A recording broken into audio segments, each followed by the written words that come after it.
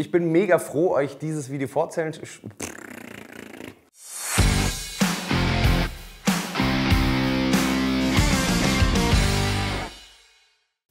Hallo und herzlich willkommen zu einem neuen Video von Mr. Muss Welt. Schön, dass ihr wieder eingeschaltet habt und herzlich willkommen hier aus unserem neuen Studio. Ich bin mega froh, euch folgendes Thema vorstellen zu dürfen, aufgrund von mehreren Anfragen. Und zwar das Problem, das herrscht, ist, die eine Arbeitshose hält 3 Monate und die andere hält 1 Jahr. Und genau dieser Problematik gehen wir mit dem Video auf den Grund. Wieso manche Hosen länger halten als andere, hat mehrere Gründe und meistens bin ich dafür selbst verantwortlich. Muss man einfach ehrlich sein. Ich kenne selber, bevor ich diesen Job gemacht habe, habe ich mich mit dem Thema auch nicht wirklich befasst und habe mich meistens nur auf mein Gefühl verlassen bzw. auf mein Stylegefühl. Und das ist auch schon der erste Grund, der dazu führt, das falsche Produkt auszuwählen. Denn meistens wählen wir Produkte aus, weil sie uns besonders gut gefallen, nicht weil sie besonders gut für unsere Tätigkeit geeignet sind, weil meistens weiß ich das gar nicht, denn ich gehe ja davon aus, ist eine Arbeitshose, also nehme ich die Arbeitshose, die am coolsten aussieht.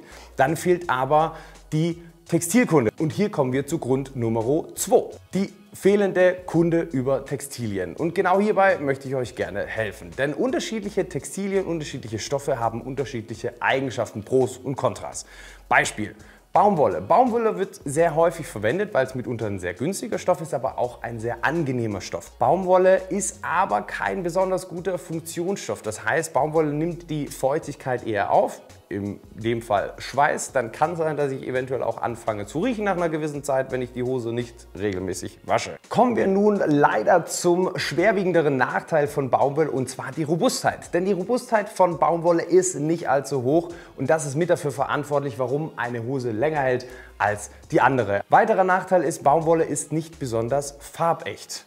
Das heißt, wenn ihr mit höheren Temperaturen wascht, kann es sein, dass die Farbe ausbleicht. Auch hier ein Tipp: Selbst wenn in der Bekleidung drin steht, dass ihr sie mit 60 Grad waschen könnt, heißt das nicht, dass ihr sie immer mit 60 Grad waschen müsst. Aber zum Glück sind unsere Waschmittel so effektiv, auch bei Niedrigtemperaturen, dass ich das nicht immer brauche. Also bitte nicht wundern, wenn eure Kollektion, euer Textil einen besonders hohen Baumwollanteil besitzt und es wäscht sich aus nach einer Zeit, dann ist das völlig normal. Kommen wir zum nächsten Stoff, der auch gerne verwendet wird, und das ist Polyester.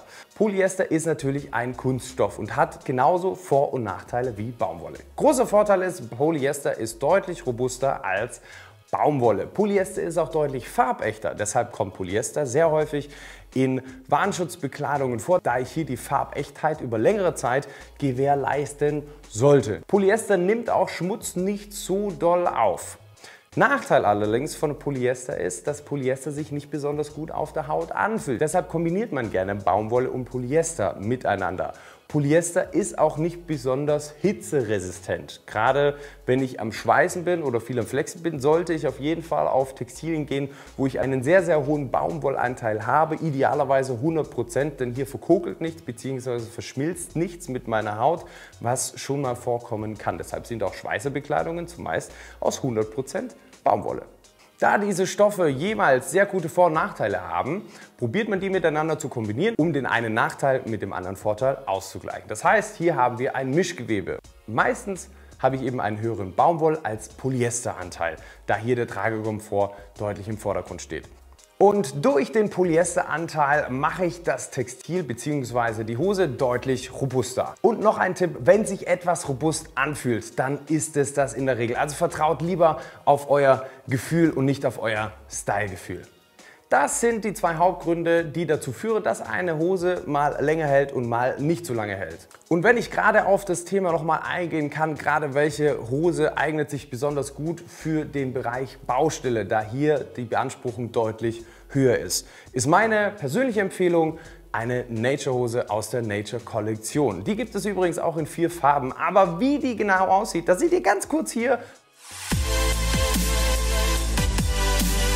Und im nächsten Video erkläre ich euch ausführlich, welche Vor- und welche Nachteile ihr durch die Nature Hose haben könnt. Ich freue mich aufs nächste Mal. Macht's gut, euer Mo.